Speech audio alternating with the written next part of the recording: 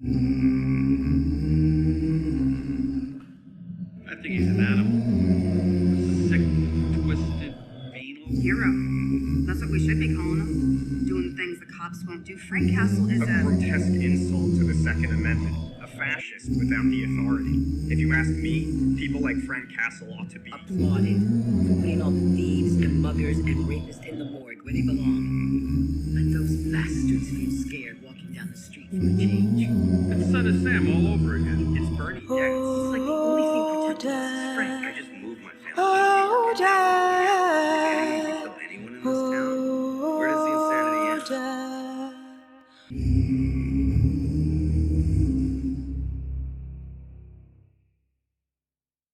Punisher seems to be one of those characters who is simplified not by his detractors but by his fans. The conversation as to whether shoot the bastards and let God sort them out is an appropriate way to conduct yourself in any space other than a battlefield is diluting the entirety of Frank's character into one question and condemning the readership's enjoyment of the comics to what their answer to that question is.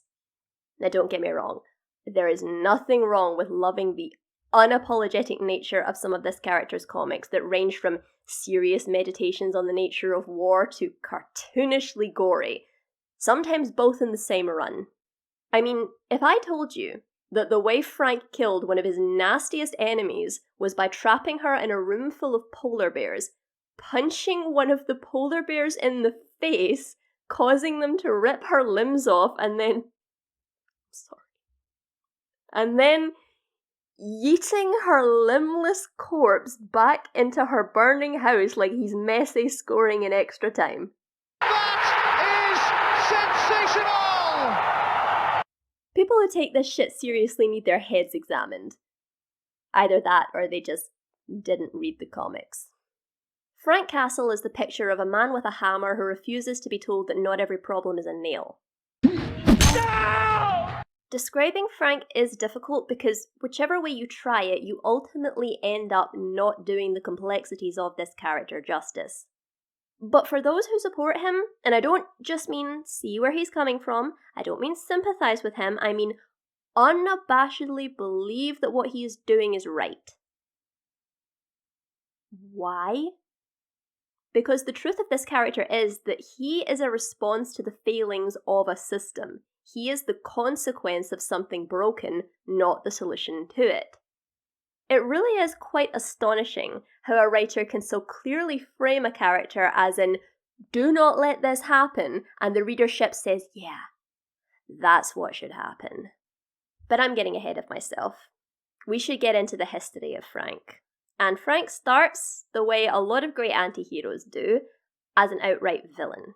He was created by Jerry Conway to be a Spider-Man villain, and the irony is, nothing about him has changed since. I mean, his backstory and certain details have evolved and changed a little bit, but Frank is as Frank always was. The difference is in how he is framed and how people react to him. Seriously, look at his appearances in The Amazing Spider-Man. He is a gun-toting serial killer, and I'm not being hyperbolic here, don't want the Punisher fanboys coming for me, Frank is functionally a serial killer. In The Amazing Spider-Man, he's contrasted with our friendly neighborhood Spider-Man as a vigilante who brutally guns down mostly gangs, but is also after Spider-Man for the apparent murder of Norman Osborn. And as I said, very, very little has changed about him since. There aren't many things I thank Frank Miller for, but his contrasting of the Punisher's morals with those of Matt Murdock during his Daredevil run was a stroke of pure genius and started my lifelong love affair with seeing these two on the page together.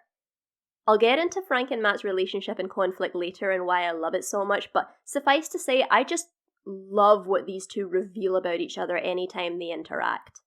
In terms of the comic books, there isn't really much I have to say about him before the early 2000s because there are a few good comic books like Punisher War Journal and the extremely notable Punisher Kills the Marvel Universe, but the way I can sum up most of this era is Punisher became such a one-note character that he basically became a comic book joke.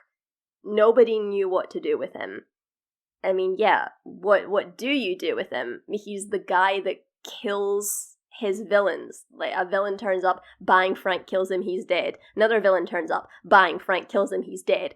Where do you go with him from that? Enter the Max line of comics and Garth Ennis, the writer of the aforementioned Punisher Kills the Marvel Universe. Max was essentially the adult run on Marvel Comics, kind of like Vertigo for DC. It allowed for darker and more adult material without ruining the family-friendly market comic books had become. Oh boy, did Ennis have a bee in his bonnet about that. But I'll save that for my boys video, which I promised literally a year ago and is still being written. Let's start with 1995's Punisher Kills the Marvel Universe, which is, as far as I know, the first comic to actually tackle the issue of collateral damage. Ennis is infamous for his dislike of superheroes. He has many reasons he's stated for this, but as a man who grew up during the Troubles in Northern Ireland, you can see why he'd find the idea of pure good superheroes who save everybody and nobody gets hurt moronic, in his words. If any of you have seen Captain America Civil War the movie, Frank's character in Punisher Kills the Marvel Universe basically walked so Zemo could run. Frank is far less covert about it, but it's basically the story of an ordinary man with experience and patience. Okay, maybe not so much patience. Who was damaged by the actions of superheroes and met them with vengeance. It was poetic how the heroes were taken down by just some guy, some average human they managed to piss off. It's a story of collateral damage, responsibility, and the danger of waking sleeping dragons. Ennis took this and built it into his version of Frank in his Punisher Max run, which is still the best run on this character that has ever existed. My favourite being Punisher Born, which tackles Frank in a very unique way. Many people see the character of Frank as becoming the Punisher because of the death of his family. Ennis argues that the Punisher was inside him all along, but I'll get to that when I tackle Thomas Jane's turn with the character. First, let's take a brief look at Punisher 1989.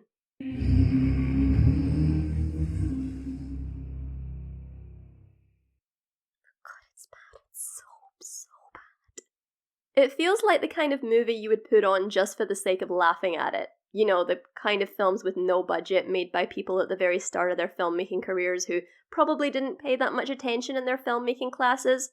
I'm not saying that's what this movie is, but it's what it feels like. Look at this actor. Look at his face. Tell me, is he sad or is he bored? He ends up looking less like the intimidating, almost inhumanly competent walking death omen and more like the emo kid who thinks they're cool but everyone is actually laughing at. Take that message to your people.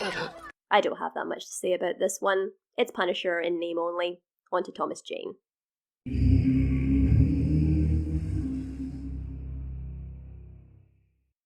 All the on-screen incarnations have problems, but I think the general consensus is that Jane's incarnation gets the closest. I see what you're saying, but I'd like to argue that. I would somewhat agree, but there is one huge caveat to this that makes it so hard to enjoy for me, and that is Frank is a police officer. And yes, I'll be getting to those Punisher fans later, but I'm not talking about that.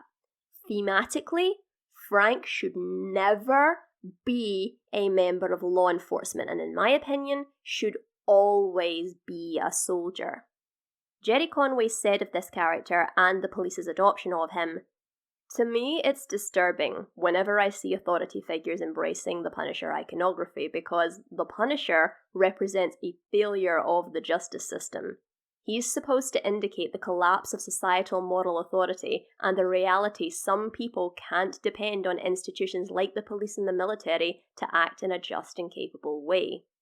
Once again, the writer screams, "Don't let this happen," and the readership, like 9-year-olds who didn't actually read it, just skimmed it and looked at the pictures, say, "Yeah, I really, really want that to happen." Actually, I'm doing 9-year-olds a great disservice here. They read comics with far more fastidiousness than these people do. But Jane's performance is the highlight of the movie and really does make me want to like it despite its terrible thematic missteps and its pacing issues which make the movie boring in places. And if there's one thing a Punisher movie should never be, it's boring. Jane manages to balance the grief-stricken man with the near-heartless, unstoppable killing machine. Also manages to inject a little bit of dry humour into it because, sense of humour, believe it or not, Frank does have one. Shouldn't play with knives. John Travolta's mob boss, who I forget the name of, is really bad and lacking in just everything a character should have, let alone a Punisher villain. The secondary villain is a bit better, but again, just a bit bland. Something that is going to become a theme in this video when understanding the character is Frank is always right. You ever doubt yourself, Frank? Not even for a second. Really? In his mind, anyway. The reason Frank is so easy to get behind is because he tends to go after the worst in society. His most iconic villains are some of the most disgusting pieces of human filth you will ever meet, so it's not very hard to be on Frank's side when he's giving the sadistic mob bosses, rapists and child molesters what they deserve. Take this scene from Daredevil. It's a very mundane interaction. Frank is just going about his vigilante business until the guy says this. She's barely 12. Guaranteed. And this scene, and the way Bernthal plays it, is magnificent. He slowly drops the bag, nonchalantly flips the close sign, and gets to punishing. The problem with what Frank is doing is not that bad people are getting what they deserve. Do I feel a sense of catharsis and satisfaction? Do I feel good knowing exactly what Frank is going to do to this guy? You're goddamn right I do. It's why we can get behind Frank, because we heard what this guy said. But how do you police that in society? Just take the harbinger of justice's word for it? That is why retributive justice doesn't work in a civilian setting, but Frank is a soldier. He handles criminals like a soldier handles enemies. As a combatant, there isn't time to think, no time to weigh your actions against the life of another, no room for deciding if the person on the other end of the bullet deserves it. Frank's methods and view on justice are born of him being a soldier through and through. The kind of training and mentality needed to do this the way Frank does not come from law enforcement training. On a battlefield, you're not enforcing anything but your army's might. You are not preserving civilization, you're fighting for it, usually far away from it. My belief is that Frank should always be a soldier. It is so fundamental to who this character is, how he acts, and what he believes that if you take it away from him, then what the hell even made him? Grief alone does not create a man like this. So basically, I believe there are 4 ways you can do the Punisher.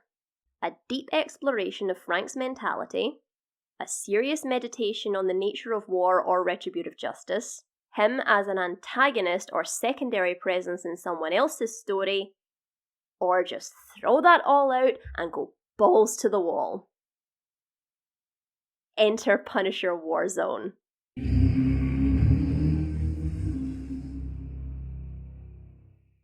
This is a tricky one because, well, it's not good, but it's so Punisher. It's like a Garth Ennis comic come to life.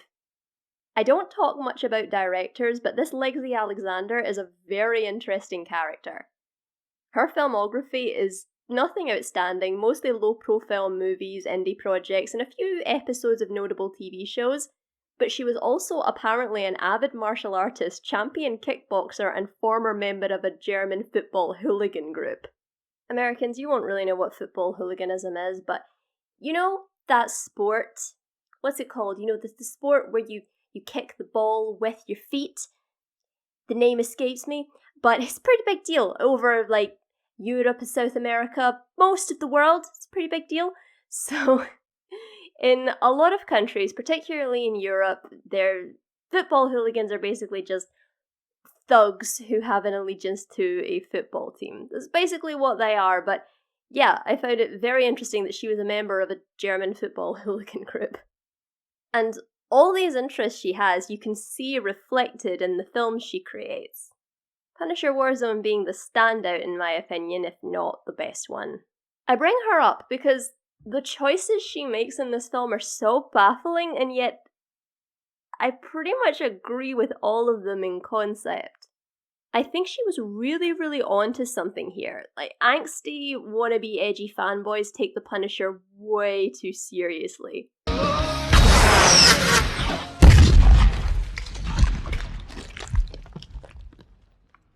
Be a bit more like Garth Ennis. Yes, there is seriousness to be had, but don't be afraid to have fun with it. This film definitely does that, and it just is so go hard or go home. Ray Stevenson, rest in peace you amazing man, is a perfect fit for Frank Castle visually, and while I don't think, at least at this point in his career, he could have pulled off the silent, calm menace that Thomas Jane did, I think for this type of Punisher movie, he is perfect. Another treat of the movie is Dominic West and his amazingly out there portrayal of Jigsaw. He is just creepy, menacing, but also hilarious, and that is to say nothing about his brother Looney Bin Jim. Sorry,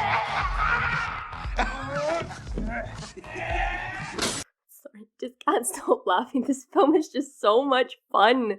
If you haven't watched it because you heard bad things, please give it a chance. You'll probably have a good time with it. Just one interesting thing I would like to mention is about the accents in this film, because at first you think maybe it's just bad acting. For example, Agent Paul's actor is English, so maybe he was just having trouble with the American accent. This character is supposed to be Irish, but he's Jamaican, Irish-ish, something else. Yeah, man, Jigsaw. I was just with him. He was supposed to give me some dough for a job. But turns out, he don't have any anymore. He forgot he gave a whole bunch to that FBI rat bastard. So, he went to go see Donatelli's wee bitch to get it back. Fair enough, there's a hard accent to do, so maybe again, just bad acting, but if you take a look at these insane New York accents, this has to be deliberate, right? I'm gonna get my applesauce back. We don't have it, I swear to God. From now on, you call me Jigsaw. Yeah, boss, no, boss, it's just a little scratch there. You look fantastic. This has to be deliberate, right? As I've said, every Punisher incarnation, bar this one, shows a different side to the Punisher. This one taps into the unmined potential of truly unapologetic R-rated comic book fare. This is the fun side of the Punisher. But at the same time, it shows Frank at its most brutal, and this scene cements that for me. He has to choose between saving a little girl and saving his friend Micro, and without hesitation, he chooses the little girl, which of course is the right decision, but this is what I was saying about Frank being a soldier, and what I mean about him in his mind always being right. He is a man who makes decisions and lives with them. We see him go through regret over killing an undercover agent, and for any other character, this would have been a wake-up call that his form of justice is untenable because you just can't decide who's guilty then and there. You just don't know. What you did to Nick.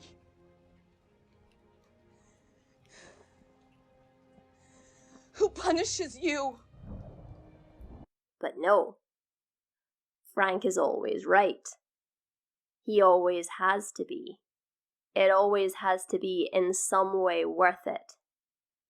This may not be the best movie in the world, but it is a great Punisher movie.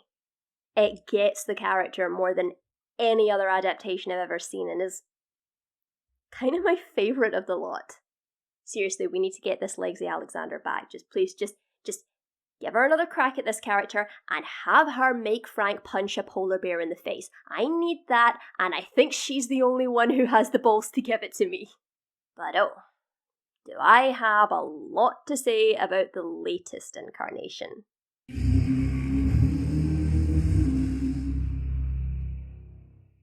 I love John Bernthal's Punisher, not just in the way I love Frank's character but hate Frank's guts like I do in the comics. I actually like this guy, and while they strike a really good balance with Daredevil giving him just enough of a heart to convince you that he has one and it's broken, and the rest of Frank is soon to follow, it doesn't pull any punches with what a monster he is, but he's a monster of the world's making. Now, I said I was going to talk about Frank and Matt's relationship, because this in the comics is just so good. I looked the devil square in the eyes, and I blinked. They're either beating the shit out of each other or saving each other's lives. There's just literally no in between with you two. I specifically remember one comic book panel of Daredevil just kneeing the Punisher in the face, and the speech bubble says, "Hi, Frank." What is it? Is this just how you greet each other now? It's like knee to the face. "Hi, Frank, how you doing? Nice weather we're having." It is really hard to put a label on their dynamic. They are not friends, but they're not fully enemies either. I guess we could say there is respect and annoyance on Frank's side, whereas on Matt's side there is a complicated mixture of pity, disgust, fear, and hope. And I say fear in the sense that Matt is well aware that he could very well one day become Frank. You know, the one thing that you just can't see, you know, you're one bad day away from being me. If you think about it, the two men are very, very alike. They both have strong wills, strong principles, both want the same thing, and are both incredibly stubborn. The thing that separates them is their ideology. And I think that's what makes them so interesting. When they come together, it's an unstoppable force meets an immovable object. Frank is the perfect villain for Daredevil because he constantly puts Matt in positions that challenge his moral code. And not only that, but the man's mere existence challenges his moral code. Like Frank says, Matt lets him go, he's going to kill criminals on the streets. He arrests him, he's going to kill criminals in prison. The only way to save the lives Frank is going to inevitably take is by taking Frank's. Take the shot, Red! Take the shot! No! You don't do it, his death's on you. Either way, you're a killer. Two! What kind of choice is that? The kind I make every time I pull the trigger. Frank confronts Matt with all the ways in which his ideology fails. But like Matt says, that's the price we pay for living in a free society. Seriously, I feel like there should be some happy medium between the two, but maybe I'm wrong. Maybe these two positions are just by their nature absolutist, and they need to be in order to function in a principled fashion. I mean, Matt's no saint. I mean, sometimes he gets pretty close, but he is not above using the Punisher as a threat to get criminals to comply. It just very much reeks of, you wait till your father comes home. Seriously, I could just watch an entire movie of these two just arguing. That's what I think. I think you and me are the same. We're the same. You know. I think that the people I kill need killing. That's what I think. You left men hanging for meat hooks. They got off easy, in my opinion. You shut up a hospital. Yeah, nobody got hurt or didn't deserve it. They're right there.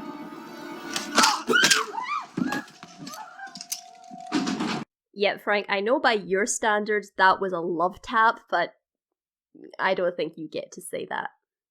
What about you, Frank? What happens the day someone decides you deserve it? Tell you what, they better not miss. I'm pretty sure the people who were in the hospital when you shot it up aren't going to be sleeping very well. Honestly, if it weren't for what was to follow, I think I would be saying this is the perfect Punisher adaptation. But we're dealing with the MCU. And just a quick comment about this show's watering down of Punisher villains, because I'll paraphrase what I said in the Thomas Jane movie. If there is one thing a Punisher villain should never be, it's boring. I mean, take a look at their interpretation of Jigsaw. Jigsaw. A man who is supposed to be a mangled mess of flesh sewn together, barely containing the fractured psyche that mirrors it. And they give us this guy. A pretty emo sad boy with a couple of scratches on his face. I mean, look at Dominic West. Look at him. Look at him. He's beautiful. So one of this show's major problems is that it is trying to fit into the carbon copy, chrome, sterile look that the MCU had built up at this point, just in order for it to be uniform with the rest of the universe. And it hurts a lot of the movies, but it really, really hurts The Punisher. Though credit where credit's due, their interpretation of the Mennonite is pretty great. The Punisher TV show continues to show Frank in a bit more of a sensitive light, and I know sensitive is a very charged word with connotations that do not fit Frank no matter what version we're talking about, but that's really the only way we can put it. Not that they dial back on how much of a brutal killing machine he is, but this Frank looks like he's at least flirting with the idea of having a life. It's only after season 2, i.e. the end, when he's seemingly given up on the idea and is going full mad lad.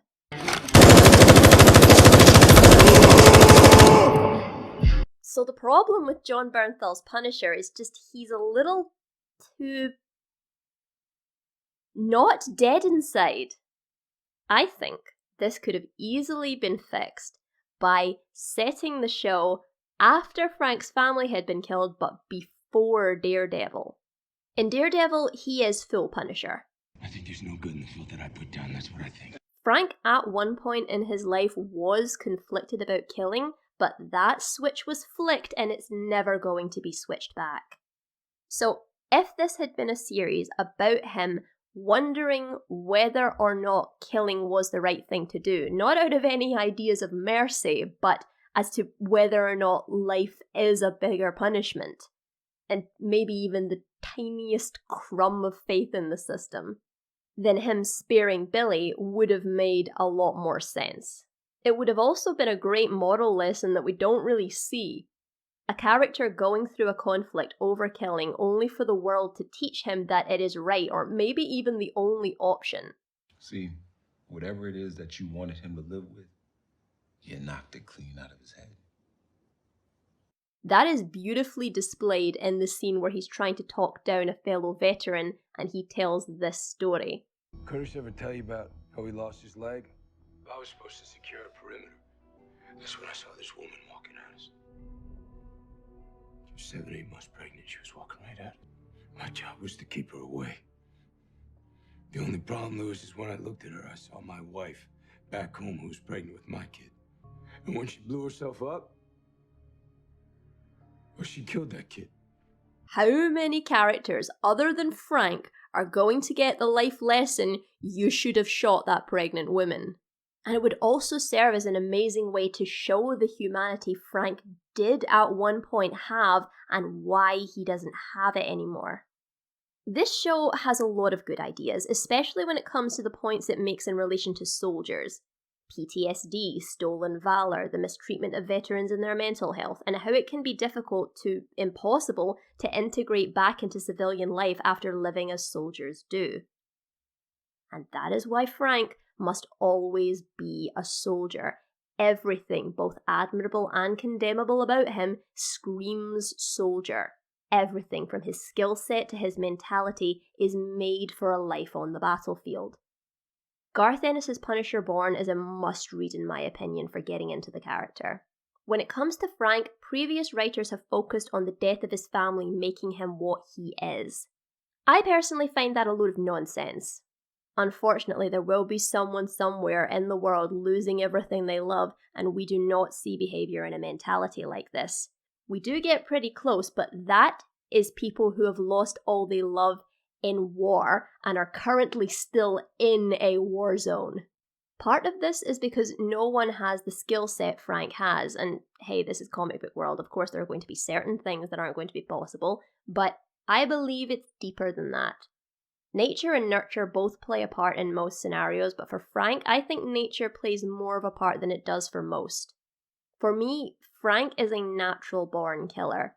Most natural-born killers are the villains, but Frank has chosen to dedicate his life to taking people out that are just as ruthless as he is because he thinks it's right. Garth Ennis really gets to the heart of who Frank is with this scene. He's watching one of his fellow soldiers about to rape a Vietnamese woman. He pulls out his gun and he shoots the woman. And the comic leaves you with this for a second, until another fellow soldier goes up to Frank and asks why he did that, and he says it was the kindest thing to do. His judgment was that if he pulled the soldier off of her, she would be handed over, tortured, interrogated, probably still raped, and then killed. This was the best way to spare her all that suffering. Now, we may judge, and believe me, I judge. Remember, love Frank's character, hate Frank's guts. But none of us have ever been on a battlefield before. After having seen everything he has seen, you can almost, in the most twisted sense, see where he's coming from. So basically, people with this kind of mentality may choose to show something pity by killing it rather than showing it pity by saving it. And I'm no psychologist, but if this is to be believed, then that, in a very weird and twisted way, comes from a sense of empathy.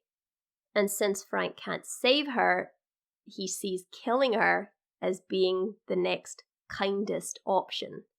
But here's the thing. Frank did not have the right to make that decision, nor did he have the right to make that decision any time he has pulled the trigger since outside of a battlefield.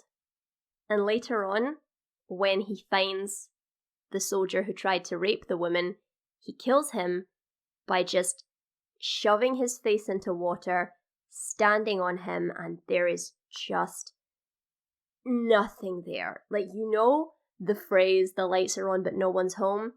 For Frank, it's the other way around. Someone's definitely up there, but the light has long since gone out. Punisher kills the Marvel Universe while being one of the earliest examples to actually explore the idea that civilian casualties would be a thing, also posits the idea that Frank's family wasn't the reason he snapped and killed the most powerful people in the world. They were simply all that was holding him back from being what he truly was. Bourne states that Frank believes they are his last chance to be a normal person. He is counting on them to save his soul. But he is already Frank Castle. He can't be anything else, as is proven by the fact that the tour he is currently on in the comic is one he shouldn't legally have been allowed to go on, but he changed his name in order to be able to. He is more at home and more himself on a battlefield than he is at home with his family. All he can do is hide it for the sake of being a good husband and father. And he is willing to do that for his family because he loves them. So Frank's family dying may have been the catalyst for the carnage that followed, but it was not the making of the Punisher. The Punisher is and has always been Frank Castle. This is the tale of a sleeping dragon being awakened. The dragon was never anything else. He was just asleep. The reason Frank works so well as a soldier is because his approach to crime fighting is the approach soldiers take to killing enemies. And I also want to take a moment to talk about the police adopting Frank's logo. Why? I mean, moral judgment aside, it makes no sense. Soldiers, I get, are the very least combatant soldiers. I mean, if you're in a life or death situation, then yeah, maybe you do want to channel some of that Punisher energy. I think this clip explains the difference between law enforcement and the army and why they should never cross over better than anything else I've ever seen. There's a reason why you separate military and the police. One fights the enemy, the state. The other serves and protects the people. When the military becomes both, then the enemies of the state tend to become the people. It baffles me so much, but maybe it doesn't baffle me because I'm willing to bet my mortgage that most of these people haven't actually read a Punisher comic. Now, I'm not here to get into an argument about retributive justice. I already said in my Jason Todd video that despite sympathizing with it in some circumstances, I don't believe in it because it doesn't work. But if the reason that clueless cops are adopting his logo is because they believe in retributive justice, there is already a system of justice like that existing in comics. It's called Judge Dredd. Judge Dredd is basically Frank's version of justice fully systematically implemented, and that is why he must both be a soldier and a vigilante, never a police officer, because he only works, even for his fans, when he is doing what the law can't. When he actually becomes the law, You betray the law! We get this. Defense noted. Though I'm sure you'll get some people saying that Judge Dredd's way of justice is what our law enforcement should look like. And I want to take a few minutes to talk about something that I actually like about Frank and why I believe this interpretation of him is completely off base. Frank is not a nihilist. He believes in good. He likes good people. It's why he refuses to kill Daredevil despite how much trouble he gives him. And my personal interpretation of Frank, and this may just be the Catholic thing, because everybody knows that Catholicism is a big part of Daredevil's lore and mythology, but a lot of people forget Frank has one too. In fact, he did consider becoming a priest at one point in his life, if you can believe that. So Frank is a believer. So my interpretation of him is that he does recognize himself as a monster, but he wonders, why did God put a monster like me on Earth? It must be to take out those worse than me, to protect the innocent. Seriously, guys, policemen, why don't you just put the dread symbol on your cars? It's more appropriate than Frank, who, like I said, does what he does because he believes that the system you work for doesn't work. Seriously, guys, if you want to become the Punisher, and this is a serious question, why don't you? Being the Punisher basically means becoming a 24/7 hunter of humans, assuaging everything else in one's life in the pursuit of what he thinks, presumably you think too, is justice. Why don't you? Well, thanks to your stupid system of law enforcement and rules, I'm not allowed to. You're not allowed to? You do know what vigilante means, right? Well, I think what the Punisher's doing is morally right and good and all, but I can't do it because my pension. I'm sure Frank will be over the moon to learn that what he is doing is permissible. And I'm just kidding, he won't care. You guys just really, really channeling that Punisher energy, aren't you? Jesus Christ, Frank would hate you. And because none of you have actually read the comics, let's take a look at what happened the last time someone adopted Frank's name and logo. He didn't take it so well. And yes, people who are reading the current Punisher run, I am just pretending that that doesn't exist. I don't want to talk about it. Because as I said, Frank is always right. How do you know? I just know. He is smart enough to know that the people he's getting are scum, at least in his own mind, but he's also smart enough to know that not everyone is the big brain justice machine that he is, and not everyone should be. Frank only works as a lone force in opposition to a system that is failing. Frank Castle is a difficult character to handle because at his best he is still a terrible person, and at his worst he is an outright monster. The biggest thing about him is that he doesn't believe he's doing anything wrong. He might not want anyone else to be like him because he doesn't believe everyone can do it right, but he believes in the righteousness of his actions, as is evidenced by the fact that when he was confronted by Ghost Rider, the penance stare didn't work on him.